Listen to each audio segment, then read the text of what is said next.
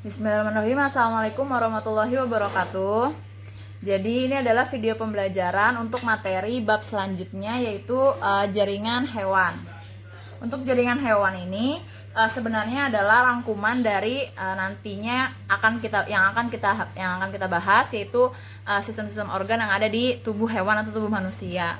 Nah, jaringan hewan, saya mulai aja ya. Silakan disiapkan alat tulisnya, bisa sambil ditulis. Jaringan hewan terdiri atas yang pertama itu adalah jaringan pelindung, sama halnya dengan yang ada pada tumbuhan. Yang pertama yaitu jaringan epitel.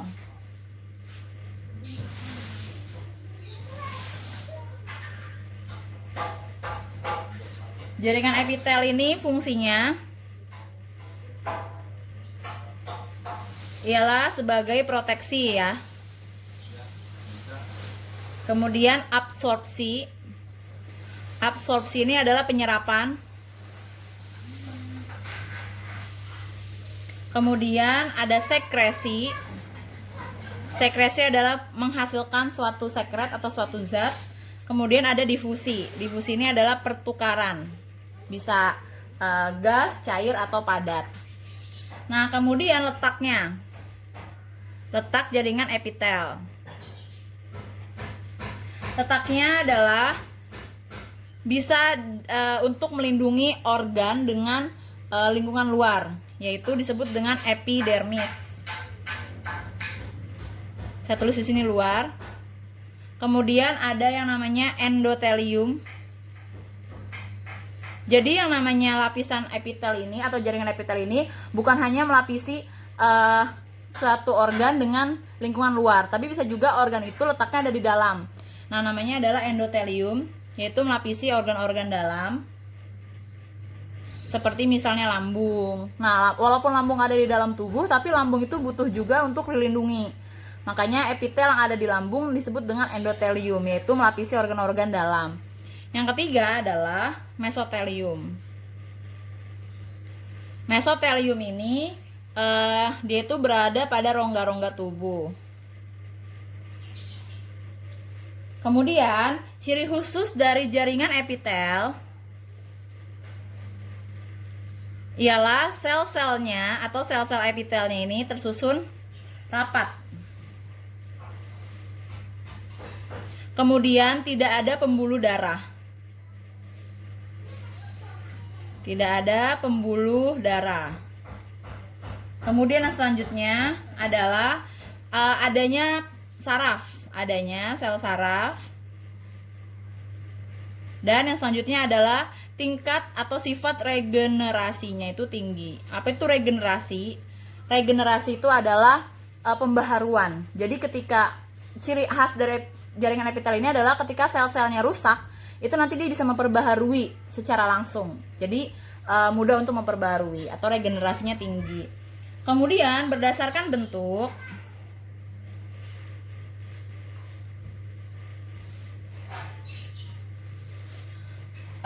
jaringan epitel ini terdiri atas 3 bentuk utama. Ada pipih, kemudian ada kubus, kemudian ada silindris.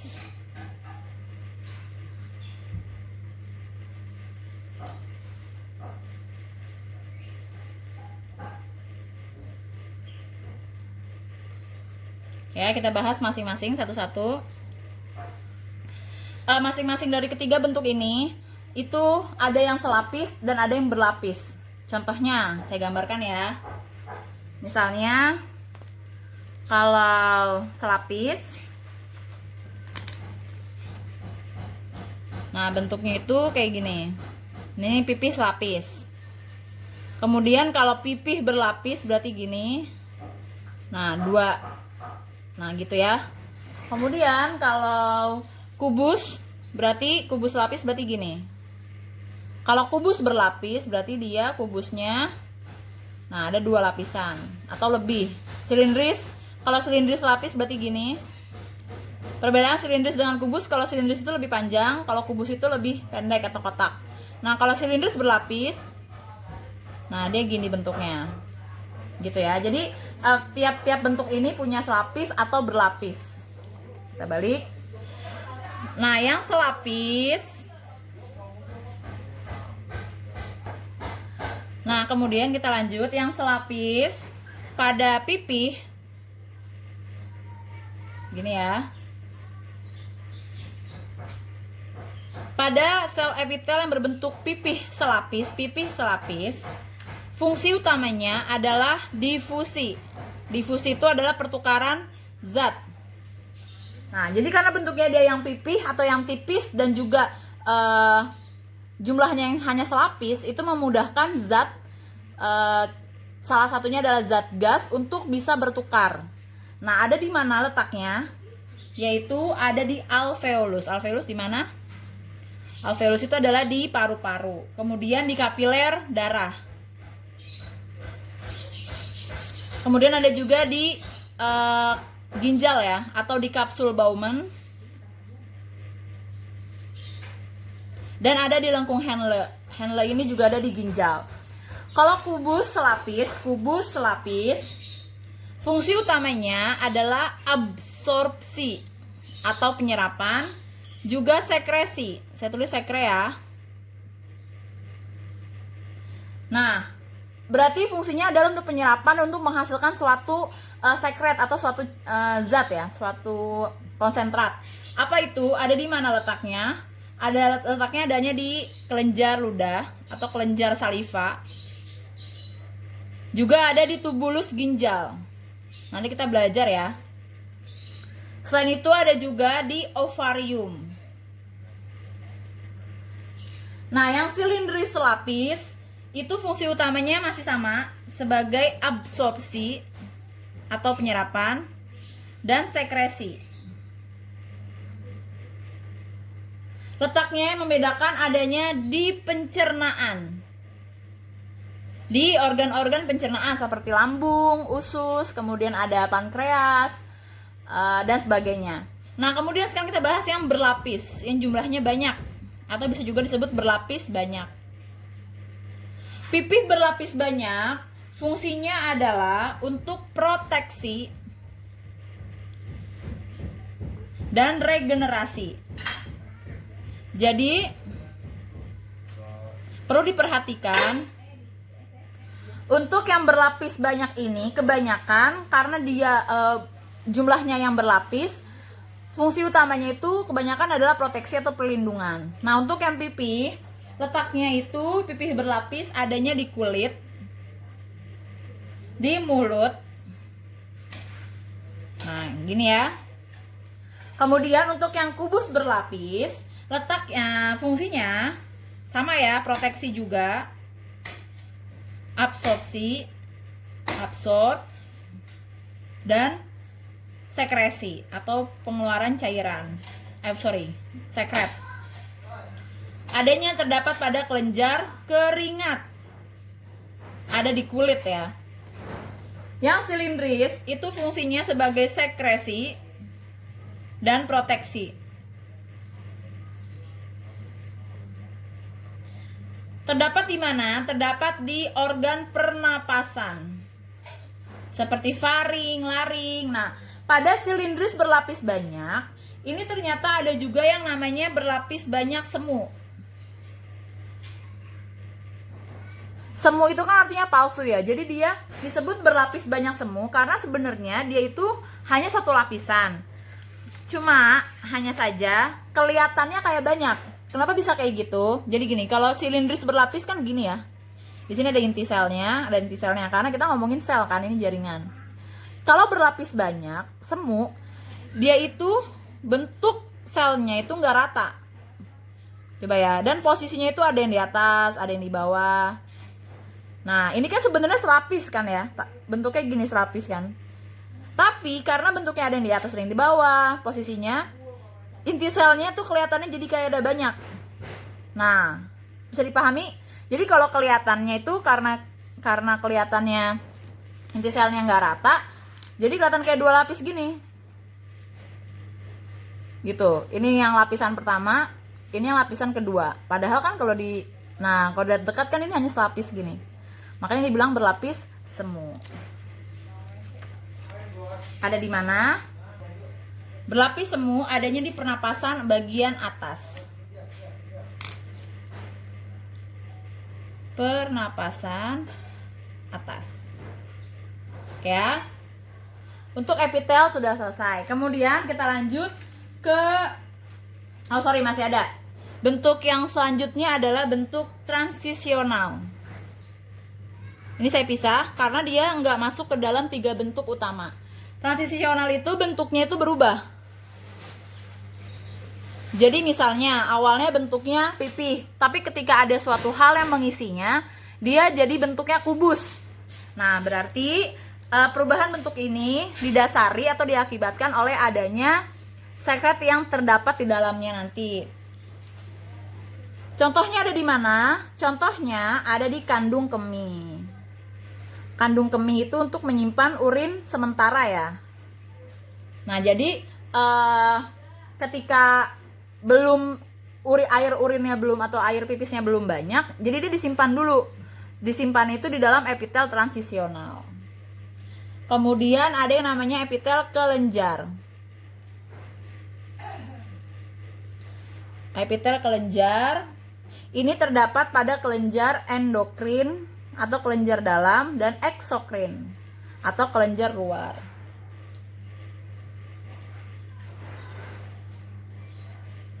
Seperti itu. Kemudian kita lanjut ke jaringan yang kedua, yaitu jaringan ikat. Jaringan ikat ini adalah jaringan yang fungsinya mengikat jaringan lain menjadi satu.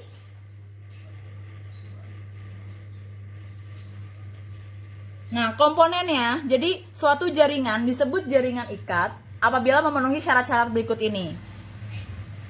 Komponennya ada 2 macam ya. Yang pertama ada matriks. Matriks ini terdiri atas komponen yang berupa cairan dan serat. Serta komponen yang kedua adalah selnya atau sel penyusun. Kita lanjut. Yang pertama adalah komponen matriks. Komponen matriks yang tadi sudah saya sebutkan, ada komponen yang berupa cairan, bisa berupa apa aja? Bisa berupa asam, kemudian bisa berupa protein, bisa berupa nanti plasma darah. Nah, kemudian yang kedua adalah substansi atau seratnya. Nah, macam-macam serat pada jaringan ikat ada apa aja? Kita singkat dengan gelasku ya. Jadi singkatannya adalah gelasku. G itu adalah kolagen. Las itu adalah elastik. Ku adalah retikular atau retikuler ya. Nah, ini adalah 3 macam jaringan, 3 macam serat yang terdapat pada jaringan ikat. Jadi tapi nggak semua jaringan ikat misalnya punya 3-tiganya ini, enggak. Misalnya kayak jaringan ikat cair atau darah, misalnya hanya punya serat elastik gitu ya. Nah, masing-masing saya sebutkan cirinya. Untuk yang kolagen, dia itu berwarna putih seratnya. Yang elastik itu berwarna kuning. Sementara yang retikuler itu dia lebih mirip ke kolagen, jadi warnanya putih. Tapi yang membedakan lagi adalah bentuknya jaring. Jadi kayak gini bentuknya. Nah, gitu ya. Nah, kemudian sifatnya. Untuk yang kolagen, sifatnya itu keregangannya itu tinggi. Oke ya, bismillah saya lanjut. Jadi tadi ada serat kolagen, elastik sama retikuler ya. Untuk serat kolagen itu warnanya putih, untuk serat elastik kuning, kalau retikuler itu putih karena serat retikuler itu pada dasarnya adalah mirip dengan serat kolagen, hanya saja dia lebih tipis dari serat kolagen. Dan yang membedakannya lagi adalah bentuknya yang jaring-jaring ya. Nah, ini untuk sifatnya nanti bisa dilihat sendiri. Saya lanjut kayak sel penyusunnya. Tadi kan matriks kan syarat dari jaringan ikat adalah punya matriks dan punya sel. Nah, sekarang kita bahas yang selnya. Sel penyusunnya. Sel penyusunnya itu ada apa aja? Yang pertama ada makrofag. Makrofag itu artinya adalah memakan. Jadi sel ini fungsinya untuk memakan benda-benda asing atau zat-zat asing yang masuk ke dalam tubuh. Kemudian ada juga fibroblast. Fibroblast ini adalah sel yang menjadi dasar pembentuk matriks, dasar matriks ya. Jadi hampir di semua jaringan ikat punya fibroblast.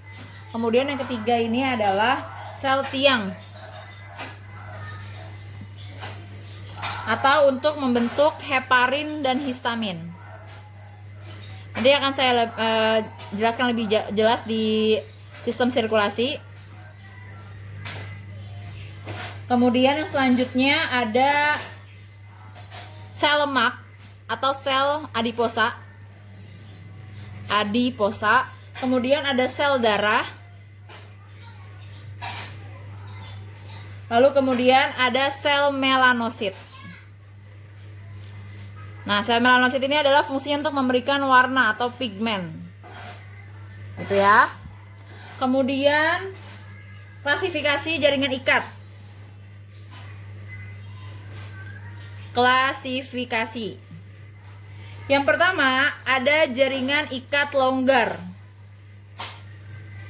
Kenapa dibilang longgar? Karena dia itu komponen matriksnya atau cairannya lebih banyak daripada komponen lain seperti serat dan sel. Jaringan ikat longgar fungsinya salah satunya adalah membentuk yang disebut dengan mesenterium. Apa itu mesenterium? Mesenterium itu adalah yang mengikat organ di perut supaya nggak turun gitu, karena kan adanya gaya gravitasi, apapun yang ada di atas biasanya turun ke bawah kan. Nah, jadi saya gambarkan misalnya ini ada lambung, ada usus, kemudian ada usus besar gitu kan ya. Di sini pun ada anus, di sini ada hati, di sini ada pankreas. Nah, organ-organ ini kenapa bisa stay ada di dalam perut? Kan ini perut ya. Nah, ini nanti kaki. Kenapa bisa stay ada di sini? Karena di antara organ-organ ini tadi ada yang mengikat. Nah, yang mengikat itu adalah disebut dengan mesenterium. Mesenterium dibentuk oleh ikat longgar gitu ya. Nah, kemudian ada lagi jaringan lemak. Jadi jaringan lemak termasuk ke dalam jaringan ikat longgar. Fungsinya jelas melindungi organ. Jadi kenapa kita ketika terbentur itu tidak terlalu sakit? Biasanya orang gemuk itu ketika terbentur itu tidak terlalu sakit. Kenapa? Karena lemaknya itu, tumpukan lemaknya lebih banyak daripada orang yang kurus. Gitu ya. Jadi salah satu fungsi lemak adalah untuk melindungi organ. Kemudian sebagai cadangan makanan, jelas ya. Cadangan makanan. Lalu kemudian sebagai pengatur suhu. Nah, juga orang yang biasanya tubuhnya lebih besar atau lebih gemuk itu tingkat sensitif terhadap suhu dinginnya itu lebih rendah. Jadi lebih tahan terhadap suhu yang lebih dingin gitu ya. Karena di dalam tubuhnya itu hangat oleh jaringan lemak. Nah, kemudian ada yang namanya jaringan ikat padat. Jadi kalau ada yang longgar, ada yang padat. Jaringan ikat padat ini seratnya itu yang lebih banyak. Jadi kenapa disebut padat? Karena seratnya lebih banyak. Ada yang teratur, jaringan padat teratur dan tidak teratur. Yang teratur ini terdapat pada tendon dan ligamen. Tendon itu adalah hubungan antara otot dengan tulang. Kalau ligamen, tulang dengan tulang. Tulang dengan tulang. Nah, kemudian yang kedua adalah tidak teratur. Nah, ini terdapat pada dermis kulit atau bagian paling luar kulit dan pada bungkus tulang. Itu ya. Kemudian yang ketiga adalah jaringan ikat penyokong. Fungsinya berarti sebagai penyokong tubuh ya, yaitu ada kartilago. Kartilago ini adalah tulang rawan.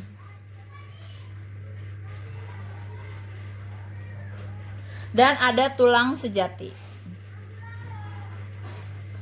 Nah, nanti ini dibahasnya lebih jauhnya di sistem gerak ya setelah ini. Bab setelah ini. Kemudian yang selanjutnya ada ikat cair, jaringan ikat cair. Nah, berarti bentuknya kebanyakan cairan. Ada jaringan darah. Nah, jaringan darah ini matriksnya atau cairannya ialah plasma darah.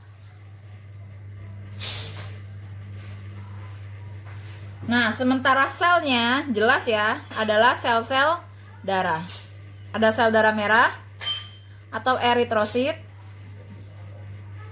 Ada sel darah putih atau leukosit. Dan ada keping darah atau trombosit. Nah, yang kedua adalah jaringan limfa atau jaringan limfa. Nah, ini nanti dibahasnya juga kemudian adanya di sistem sirkulasi, bab setelah sistem gerak. Oke, kita lanjut yang ketiga. Karena yang pertama adalah jaringan epitel, yang kedua adalah jaringan ikat. Yang ketiga ini adalah jaringan otot. Sorry ya, ini D-nya D kecil harusnya. Jadi A, B, C, D. Nah, yang untuk jaringan otot jelas ya, komponennya adalah terdiri dari sel-sel otot. Sel otot ini sebagai alat gerak aktif. Jadi yang menggerakkan tulang itu adalah otot. Terus kemudian klasifikasinya atau jenisnya. Yang pertama ada otot polos. Kemudian ada otot lurik. Dan ada otot jantung. Apa saja perbedaannya? Masing-masing perbedaannya berdasarkan bentuknya. Kemudian berdasarkan kerjanya. Dan kemudian berdasarkan sifatnya. Kita bahas satu-satu. Untuk yang otot polos, bentuknya itu adalah gelondong atau kalau digambarkan bentuknya gini. Nah, kayak pipih gitu ya. Dengan inti di tengah. Kalau untuk otot lurik, bentuknya adalah lurik atau seperti tabung. Nah, gini. Dengan intinya di pinggir dan banyak. Nah, untuk otot jantung, nah dia bentuknya seperti lurik, tapi dia bercabang. Khasnya dia bercabang. Dengan inti satu di tengah. Gitu ya. Nah, kemudian kerjanya. Untuk otot polos, dia itu kerja otot ini pada tubuh itu frekuensinya lama atau lambat. Tapi tidak mudah capek atau tidak mudah lelah. Jadi dia konsisten. Pelan-pelan gitu, pelan-pelan. Gitu kan ya. Kalau lurik, kerjanya itu adalah cepat. Bisa sangat cepat, tapi mudah lelah. Nah, otot lurik ini adanya di rangka atau di tulang-tulang penggerak. Contohnya nih, kayak misalnya seseorang yang angkat barbel, itu kan ototnya pakainya otot lurik ya. Kalau angkat barbel terus lama-lama capek, bisa cepat angkat barbelnya dengan beban yang berat, tapi dia nanti lama-lama capek atau mudah lelah. Nah, untuk otot jantung, dia sifatnya atau kerjanya sama seperti otot polos, yaitu lambat tapi konsisten, jadi tidak mudah lelah. Ya bayangin ya, otot jantung mudah lelah. Kan jantung fungsinya vital ya. Kemudian sifatnya. Kalau otot polos, sifat kerjanya dia itu adalah involunteer. Apa itu involunteer? Yaitu di bawah alam sadar atau di bawah sadar. Jadi nggak perlu perintah. Sementara kalau otot lurik itu dia volunteer. Jadi kerjanya otot lurik itu perlu perintah. Harus disuruh. Misalnya, otak saya nyuruh saya megang pulpen. Nah, ini harus disuruh. Walaupun nggak dalam arti harfiah, misalnya ayo tangan ambil pulpen nulis, enggak gitu ya, tapi memang ada perintah dari otak. Nah kemudian kalau jantung sifatnya itu adalah involunteer atau di bawah sadar, sama ya. Bayangkan otot jantung ini kerjanya sadar atau harus diperintah. Kalau kamu lupa merintah jantung kamu berhenti berdetak. Makanya jantung itu kerjanya sama seperti otot jantung itu sama seperti kerjanya otot polos. Jadi dia di bawah sadar. Ya udah kerja aja gitu. Udah dari sananya kerjanya kayak gitu. Nah, sekarang letaknya atau terdapat pada di mana aja, di organ apa aja. Kalau otot polos itu terdapat pada organ, contohnya organ pencernaan. Sementara lurik tadi pada rangka ya. Kalau jantung jelas pada organ jantung. Gitu ya. Nah kemudian yang keempat adalah jaringan saraf. Nah jaringan saraf ini tersusun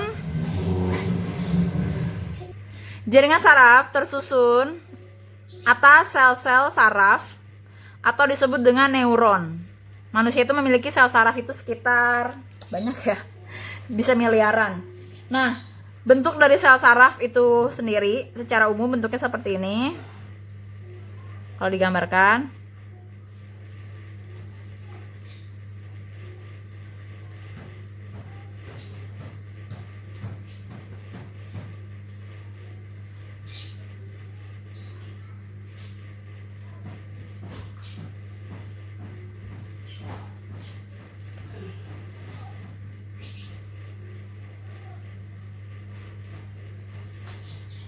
ya. Nah ini yang A ini adalah dendrit. Nah saya langsung tulis ya. Ini adalah dendrit. Dia rangsangan atau impuls masuknya mulai dari sini.